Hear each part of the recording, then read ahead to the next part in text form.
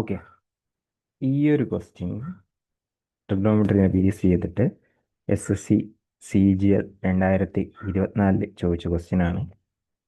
ക്വസ്റ്റ്യനിൽ പറയുന്നു, if X is equal to A sec theta cos phi, Y equal to B sec theta sine phi and Z equal to tan theta. നമുക്ക് കണ്ടുപിടിക്കാൻ പറഞ്ഞിരിക്കുന്ന X square divided by Y square plus Y square divided by B square minus Z square divided by C square ആണ് കണ്ടുപിടിക്കാൻ പറഞ്ഞിരിക്കുന്നത്.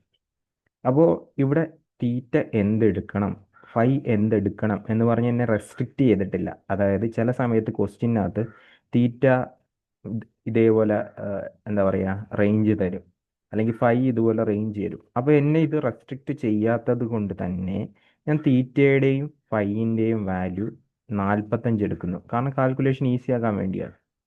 Okay, 45 എടുക്കുന്നു. അപ്പോൾ ഇവിടെ നോക്കുവാണെങ്കിൽ സീക്ക് 45ഉം കോസ് 45ഉം അത് തമ്മിൽ വെട്ടിപ്പോവും. അപ്പോൾ എക്സ് ബൈ എയുടെ വാല്യൂ എന്തെന്ന് പറഞ്ഞു കിട്ടും? 1 എന്ന് പറഞ്ഞു കിട്ടും. അതുപോലെ തന്നെ ഇവിടെ വൺ സീക്ക് 45 സൈൻ 45, ഇത് 1/√2ഉം ഒരെണ്ണം 1/√2ഉം മറ്റേ √2. സോ വൈ ബൈ വിയുടെ വാല്യൂ 1 എന്ന് പറഞ്ഞു കിട്ടും. ദെൻ ഇവിടെ ഒരു സി ഉണ്ടായിരുന്നേ. ദെൻ ഇത് ഇവിടെ ടാൻ തീറ്റ 45 എന്ന് പറഞ്ഞു വരും. ഇസഡ് ബൈ സിൻ്റെ വാല്യൂ 1 എന്ന് പറഞ്ഞു കിട്ടും. സോ ആൻസർ ഈസി ആയി. ഫസ്റ്റത്തേതിൻ്റെ സ്ക്വയർ, ഇതിൻ്റെ സ്ക്വയർ പ്ലസ് ഇതിൻ്റെ സ്ക്വയർ മൈനസ് ഇതിൻ്റെ സ്ക്വയർ. ഫൈനൽ ആൻസർ എത്രയായിരിക്കും? 1 ആയിരിക്കും.